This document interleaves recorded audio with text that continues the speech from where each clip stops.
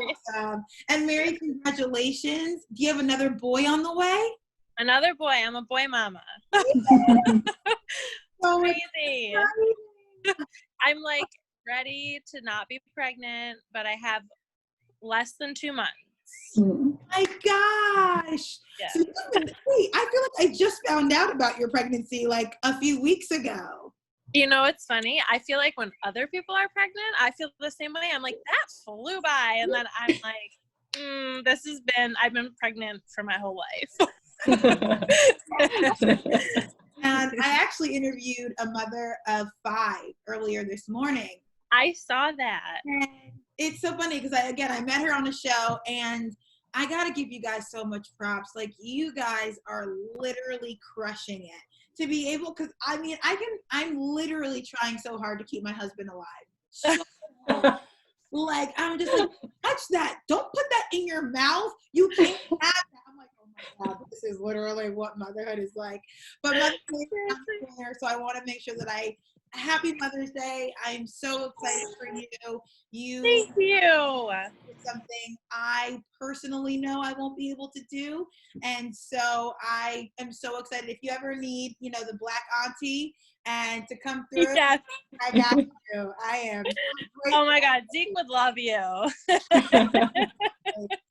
It's all about the aunties, right, Lauren? Yeah. Where it's at. But thank you both for joining me. I'm really excited. And it's interesting because a common theme that I've had throughout all of my female interviews is body image. It's literally, we touch on it in almost every single interview. We talk about food and our relationship with food. And when I spoke to Lauren, she was just like, I had a very interesting experience at Notre Dame, and Mary did as well. And I was like, no way. And then when Mary Kane came out about it, it's one of those moments that I was blindsided when I got engaged, and I got blindsided in this moment as well when I found out about Mary Kane. Oh, Lord. Oh, no. See, you outside, boo-boo. We don't play that. No. Don't mind me. If there's a bee, I will be running. I mean, there was just a bee, but it went away. So, sorry. If you keep running, we'll just continue the conversation. Okay. She's a runner. She never knew. And so this relationship that we all had in college with, being new to collegiate athletics and coaches and teammates, there's so much going on. But then there's this added pressure of the relationship with food. And I never, when I was at St. John's, which is a D1 university, a lot of people don't know that. I think for me, when my coach was like, you're a little heavy, watch out your weight, I was like, okay. And it was in one ear and out the other. I was just like, bro, I'm skinny as shit. You can't tell me nothing. Like, unless you're going to cook for me, it was, right. I can't do anything about it. This is my budget. Taco Bell looks good. It's right there. I'll eat salad if y'all put it in front of me. That's it. And so for me, it was so like, never have heard of a bod pod until I was with Lauren. Yeah. They, they did like the little measuring of your fat and stuff like that. And and more, I became obsessed with my weight. So obsessed with it. And Lauren saw it at its pinnacle. And to me, it wasn't as crazy, I guess, because I was just like, this is what all athletes deal with. We all deal with trying to look a certain way. And then watching Katie, I always say her name incorrectly. For me, I say Najuit, but people say so. I love that. Najat. Najat. See, there it is. Oh my God. And you need to tell her, Najuit. She'll love that. But I feel like I heard it, somebody like an announcer say it, and I was like, oh, everyone butchers it. I say it wrong. So now I have Najat and Kelsey from Canada, and they were talking about it, and I was just like, wow. I've never looked at it from their perspective. So I wanted to talk to you guys a little bit about it, about your experience at Notre Dame. And I want to see why one left and one stayed. Because that's the big question. You guys were both there at the same time. Yeah. You both were at the top of your game. One left and one stayed. So I'll start with Mary. Why did you stay? Oh man, that's a good question. So Oh yeah, I'm the 2020 journalist up in here. No, this is a great question, and with us both on here. So it was our junior year. It was junior year that Lauren left, and junior year where I like hit rock bottom like hard.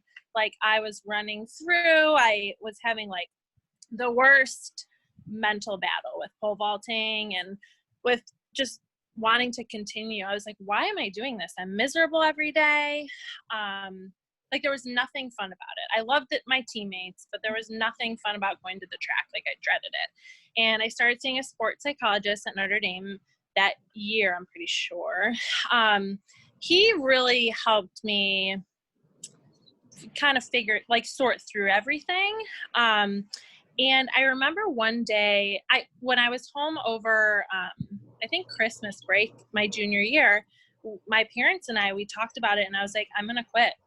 I filled out all the financial aid, and I was ready to give up the scholarship and stay at Notre Dame because I was happy at Notre Dame otherwise. Okay. But did you speak to your sports psychologist about this? Yes. Okay. Oh yeah. Yeah. I'm like, I'm going to turn in the papers. I'm quitting. I'm so unhappy, but I'm staying at Notre Dame. Like that was my plan. And backtracking to when I chose a college, I wanted to go to a school and not just for pole vaulting. I wanted to go somewhere, get a good education. I thought I'd have a great time. It was a big football school. Like I was really having a good time otherwise. So when I hit rock bottom, I was so grateful that I was at Notre Dame and happy otherwise. But I was like, I can't do this anymore with pole vault. It's miserable. Getting nothing accomplished. And like the coach at the time, I felt like everyone was just losing hope in me. And I had lost all hope in myself. And one day, I feel like there was just one day that kind of just clicked. Like I went to practice, and I remember like all our pole vault teammates like lining the pole vault runway. And in my head, I had told myself, like, you know what? You started pole vaulting because it was something fun. And this shouldn't be like this life or death situation. Like this shouldn't be so miserable. So that day at practice, my teammates lined the runway, and I was like on a really short run, like 3, maybe 4 lefts. And they just kept like cheering me on every time until I finally took off the ground again. And like something clicked that day, and I was like, wow, look at this support around me. Like I took off the ground, and I was like, that wasn't so scary. Like I can do this. I've done this a million times before. That was kind of fun. And it ever since like that day kind of kicked something under my butt again, and I like started enjoying it again. And then I was like, you know what, I'm gonna stick with it. So I started to kind of get back on track that spring season, and I won the Big East conference, which was like a huge deal because I was like, I was about to quit, I wasn't taking off the runway, and here I am, I won the conference. And that summer, I got a call, and Coach Garnham was going to come coach for my start. And then that just like made everything a million times better, because when I came in my senior year, he sat me down, and I know you talked to Coach Garnham last week. He's the best. I love him. And he was like, he knew my whole story, and he was like, okay, what do you want to accomplish? And I was like, first of all, I just want to have fun. And second of all, I wanted to make it to nationals because I hadn't been there yet, and I felt like I should have been there. And sorry for the baby crying in the background. I was about to ask you, I was like, do you need to go check on him? I'm so sorry. No, he's good.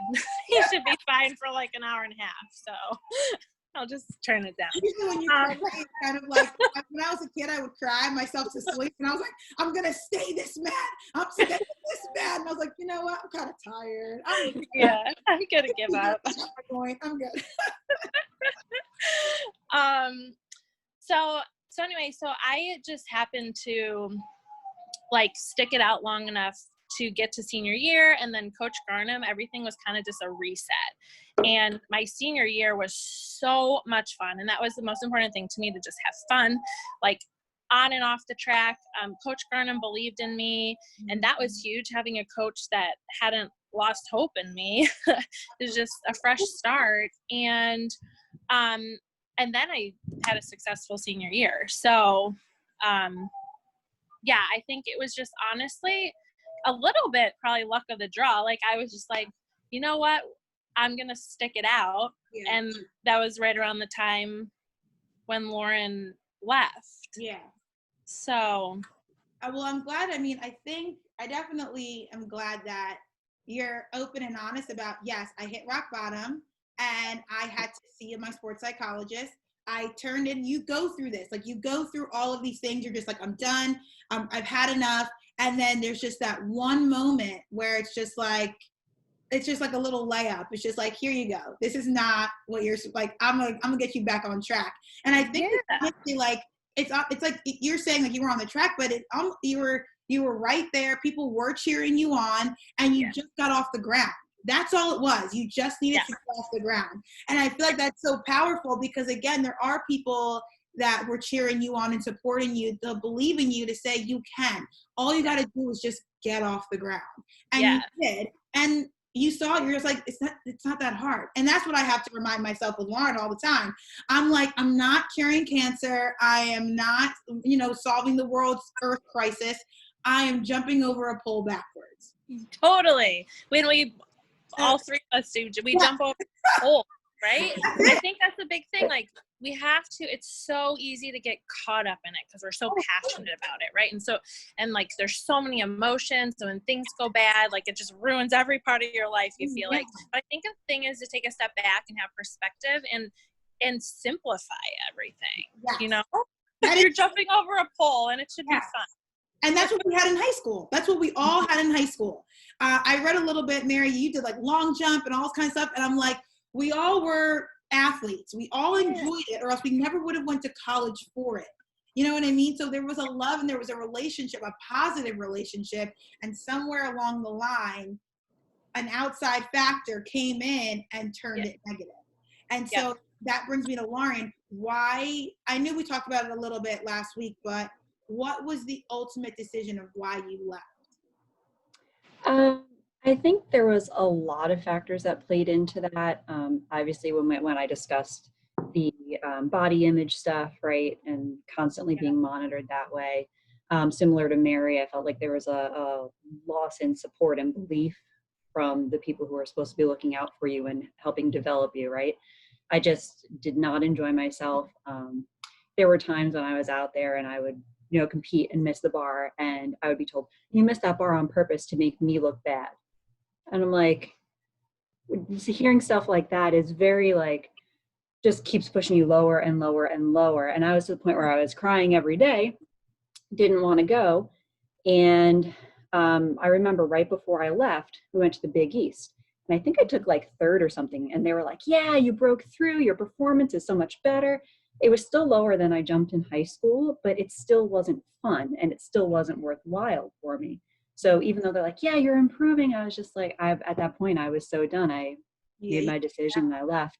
And I wish I had the opportunity to stay. I really did like the school, but it came down to a financial aspect of it. So once I wasn't receiving the money, I just transitioned back to a state school that would be a lot less on the loans and a lot cheaper. Yeah. And I feel like, to be honest, thank you for both of you guys being open and honest, because I do know that it's still a healing. It's like a wound that's like still healing, and it's a part of your journey. And as much as it's helped shape where we are today, and I think the three of us are happy where we are today and we learned those lessons, I think it's something that a lot of athletes, they don't see.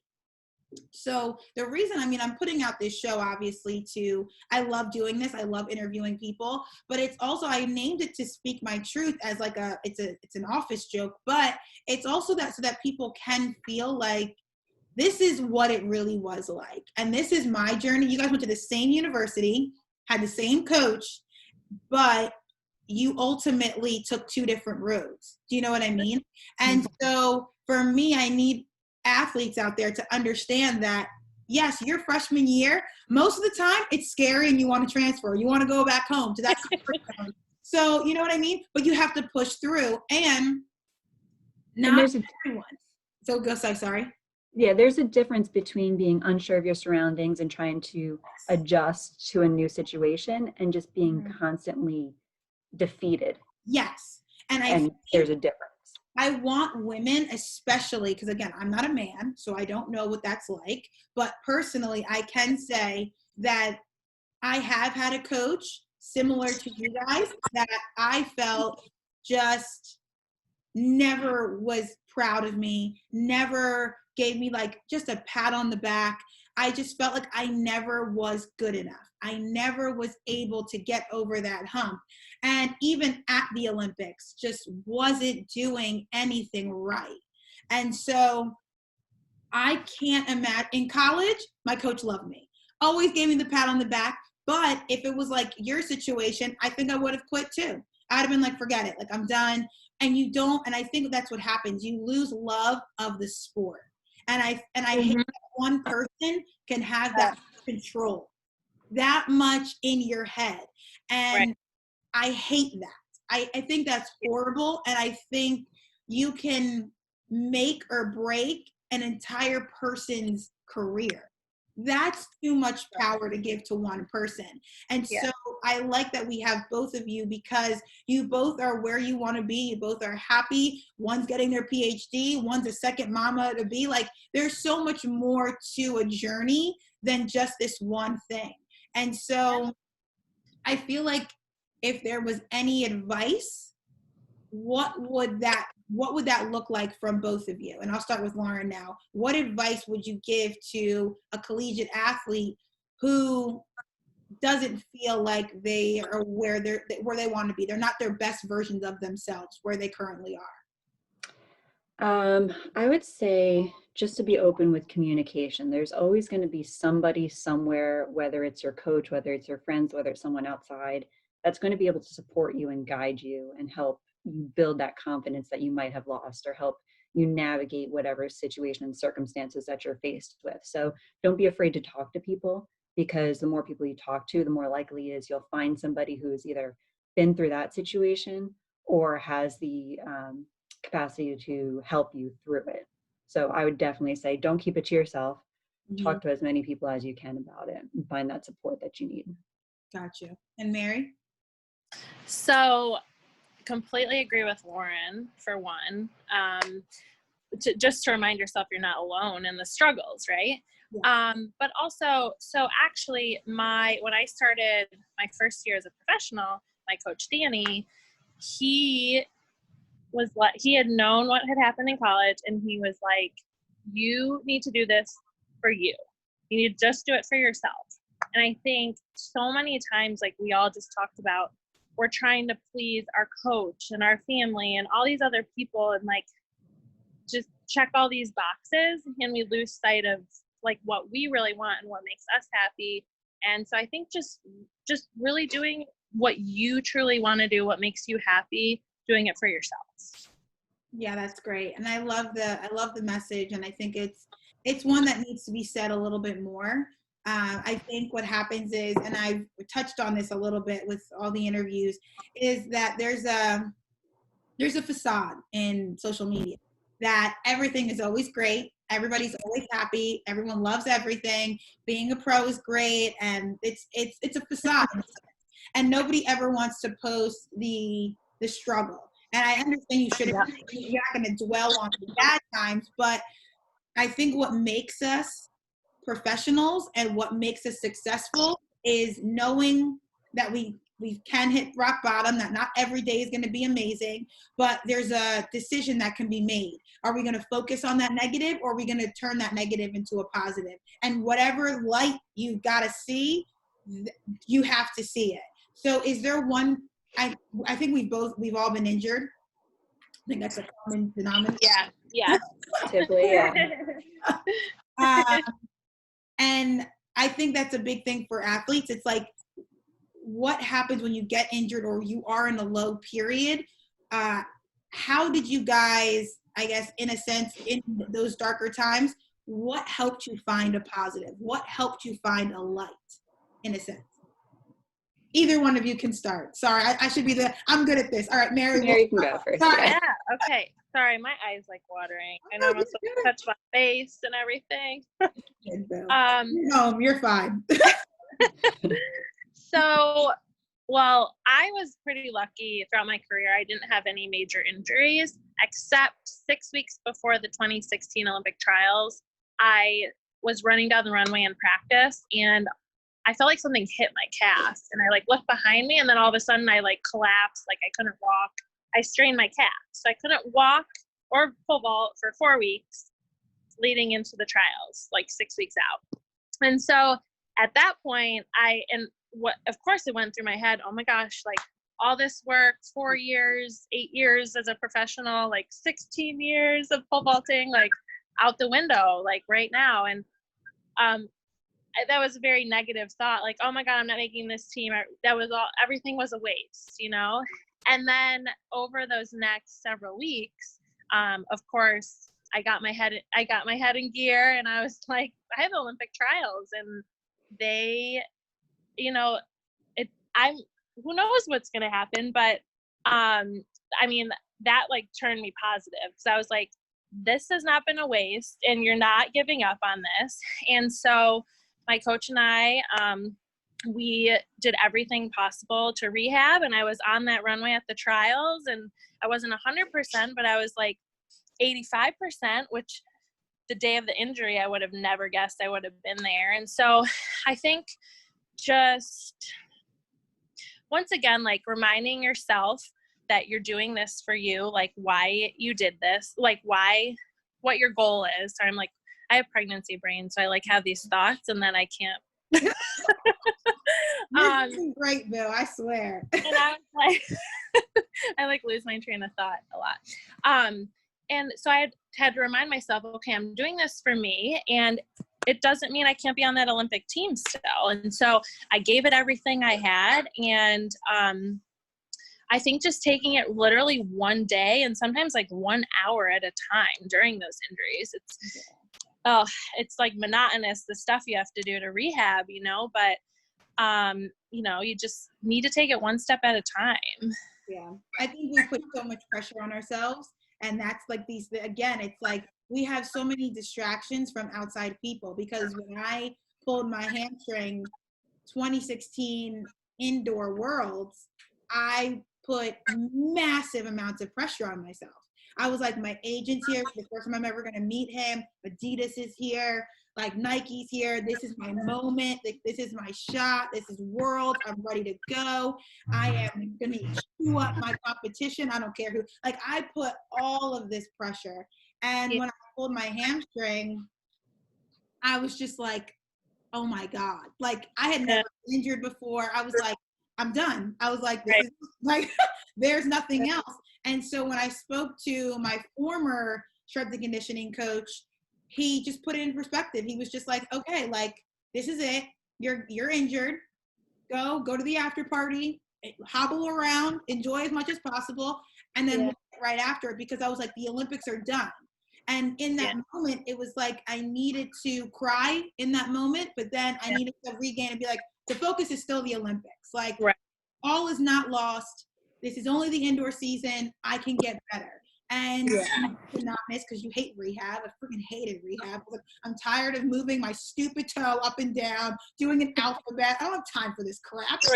But to do, you have to go through it, and it made me a lot more humble, and it made me a lot calmer of a person. Like, I was like, okay, like, I can just go out and just jump. Let's see what happens. Yeah, totally. I can't expect too much from myself. And so, but I mean, that's very interesting. But Lauren, I know you may not have had an injury, but there are moments in everybody's career where it's like you put all this pressure to be great, and then it doesn't go your way. Honey, really? Like, let the man come in and exactly. What's that friend book that they were talking about when the girls are like, how am I supposed to grow? You don't let me grow. Like, wasn't it? But Lauren, if you can just talk a little bit just about the mindset that you need. I mean, you've been my coach, for the last season, and I've had 2 meltdowns. So you can talk about how you kind of just, in a sense, now that you're on the coaching side, what do you tell your athletes when you're you're a lot calmer than I am. So I was gonna say, you've only had 2 meltdowns. Oh God, I have like 2 every week. I was pole vaulting, and probably more now. I was super embarrassed because I was like, because again, Lauren made me feel. Again, guys, Lauren is my now Olympic coach, and it was so great having a female because every day she was like, "How are you doing? How's it going?" And I was like, "Oh, you care? Oh, okay, thank you." And you know, it was one of those things that I never had gotten from any of my male coaches. It was just go, go, go. And she just cared. It was different. So when I had these meltdowns, I realized that the common denominator was outside pressure. It was always on the outside. It was never me. I was fine going to practice. I loved coming to practice, but it was always something on the outside and like things that were like, I need to jump this. I need to do better. Like, I know there are girls out there that are jumping better than me. They're skinnier than me. I have a new coach. The year of the Olympics. Everyone said that that's not going to work. I'm not like so many things. And so I've only had 2, I think. I mean, I think that's it. The kids also. But what do you do to help your athletes, Laura?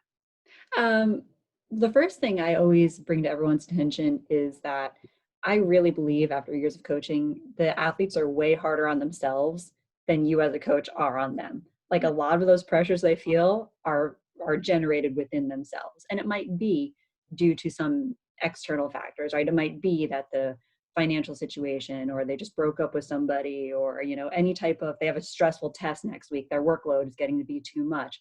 Whatever it is, I find that if you sit down with them and you start to talk these things through, sometimes they come to the realization on their own that, all right, I have all of this going on. And sometimes you can realize it and put it aside for that practice time. Sometimes you can't. Sometimes we have to modify our training because of everything that's going on.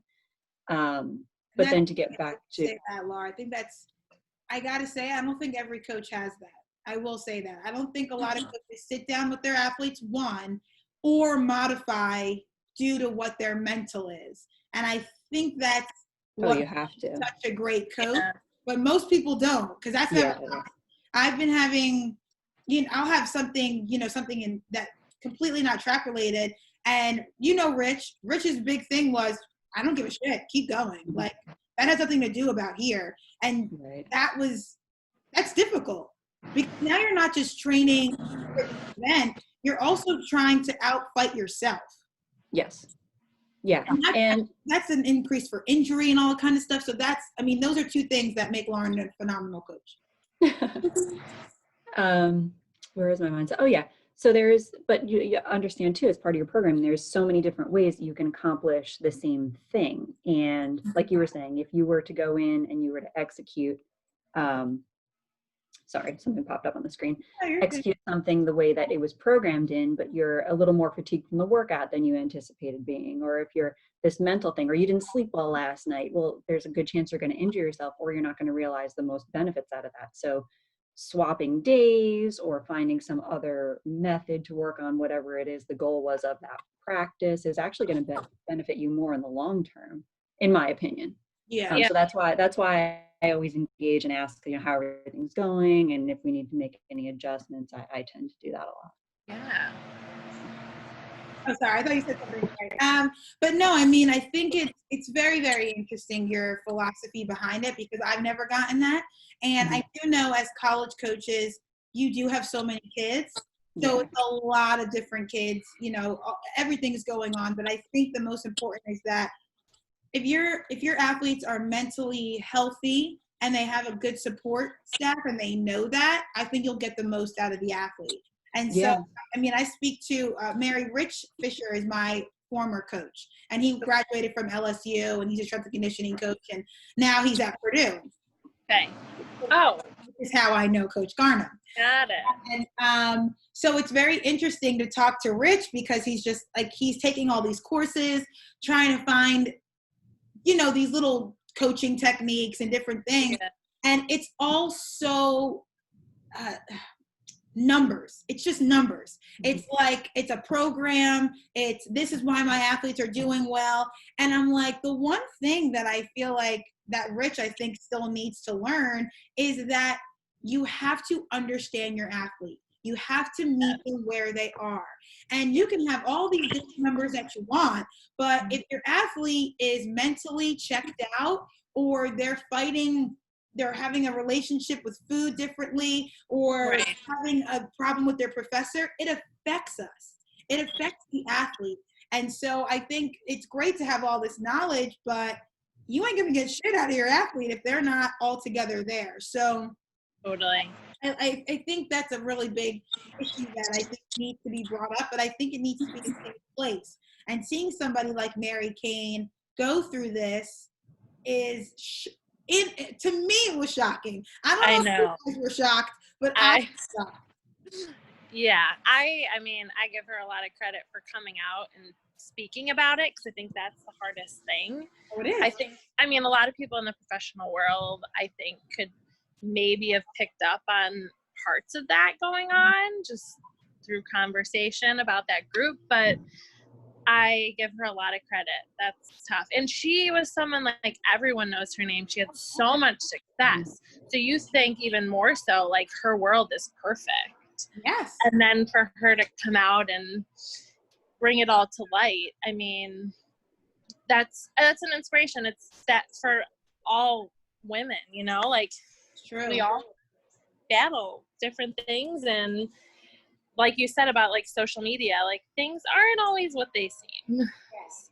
And I think that's one of the reasons why people were so shocked, was because, yeah, I mean, when you see her, she was always like a light, like just like a Ting Moo, very just like bright and sunny, because they're kids. They're kids at the end of the day. They're 16, 17-year-olds. And the reason why I'm not a big believer of kids going pro right out of high school is because I think there's no guidance for them. Yeah. I think it's like, you get this paycheck, you need college to be who you are. It shapes you, right? Yeah. And so you learn things you like, things you don't like. And so my fear, I was just like, she might, sign, and she just might flake out because it's too much. Her body isn't ready. She's not. And so for me, when she said that she first got there and he was like, you need to lose weight, that's insanity. Yeah, mind blowing. She's so, like, I look at her, I'm like, where do you need to lose weight? And that's what I'm saying. And I'm like, I don't understand how a coach can come out and say that when she was already running these phenomenal times. They wouldn't give her a contract if you weren't running these times. Right. So for me, it's like that kind of blew my mind. And the perception that she's okay, and she got to such a low point and she didn't feel like she had anybody. And that's kind of the stuff that I'm like, that's the perception. I've spoken to Natasha Hastings about perception, Mike Rogers about perception. It's all about what we think is happening.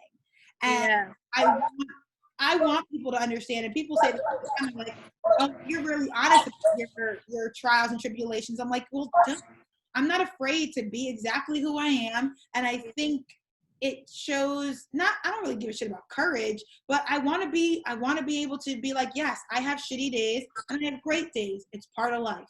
Right. Exactly. And there should be nothing wrong with that. So I think it's great that you both have had two different journeys, but you both are so successful.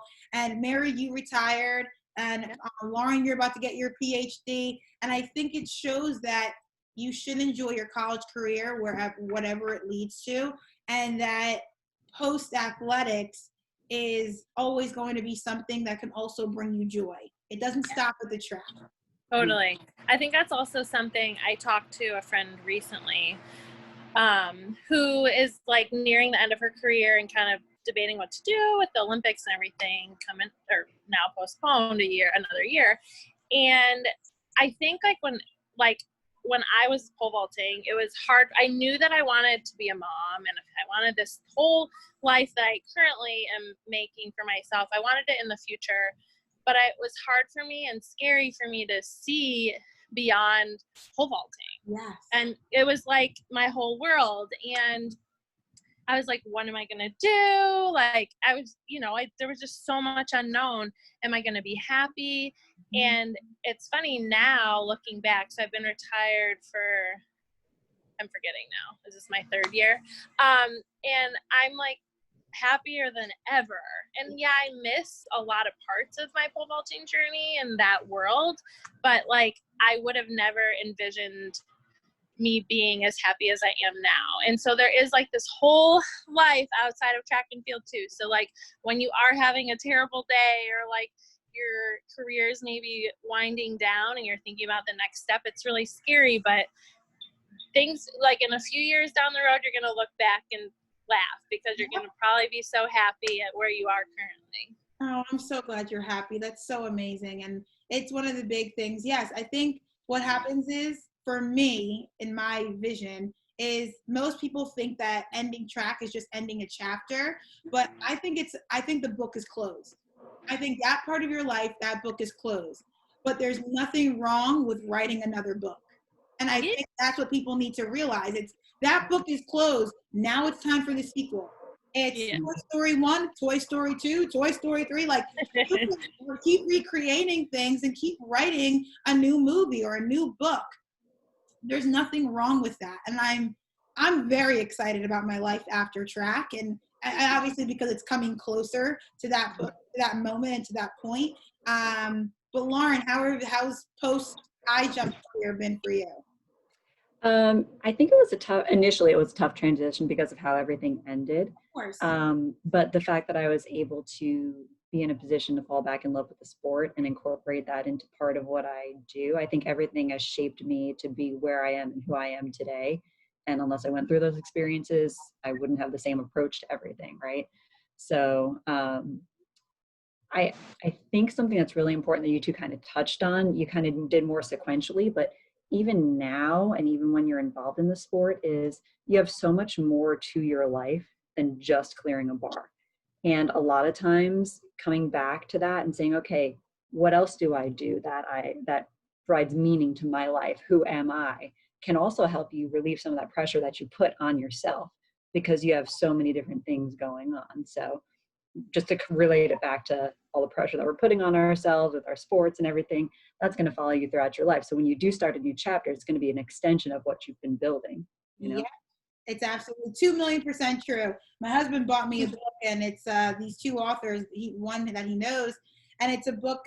He interviewed 100 athletes and 25 Olympians, and he asked them 25 questions, and the book is like this thin. It's just quick things like, what would you advise? Don't stop, keep going, be proud of yourself. Like, it's just like these quick things. And one of the things was, you got to take that mentality of sport into your career. You can't get lazy on your career. You should have that same passion, that same fire, that same drive, and that same mentality in your job, in your everyday life, in that next chapter. And so I think it's true. You have to love what you do. You have to be passionate about it and just have fun. And that's kind of the thing that we can all kind of get back to. You have to fall back in love with the sport and fall in love with what you do.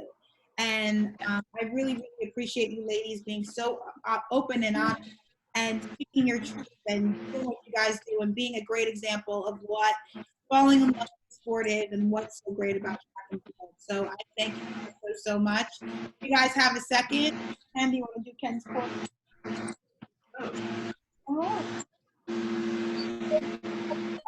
That's it for your segment. He was all ready and set up to do it the last time.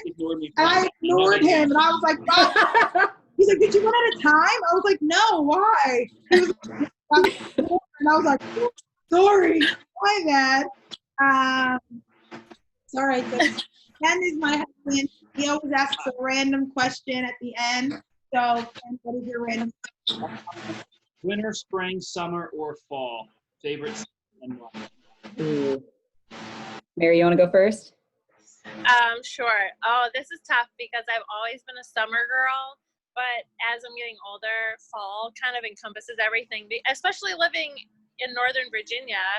Fall is actually like kind of nicer weather, plus football, plus pumpkin everything. Yes, I'm the basic.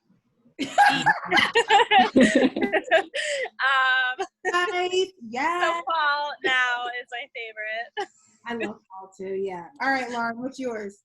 I think fall has always been my favorite. Again, down here in Virginia now, it's a little bit warm for my liking. So I like the New York falls. I prefer those, but fall with the changing leagues and football and everything, definitely. Oh, good. We're all on the same page. I mean, they're Notre Dame people. They love football, so it's Yeah, go Irish. all right, thank you. You're all good. Yes. Thank you, ladies, so much. I truly appreciate you guys adjusting and making this all work. I appreciate you guys being a part of the show and for all you guys have brought. So let me give you guys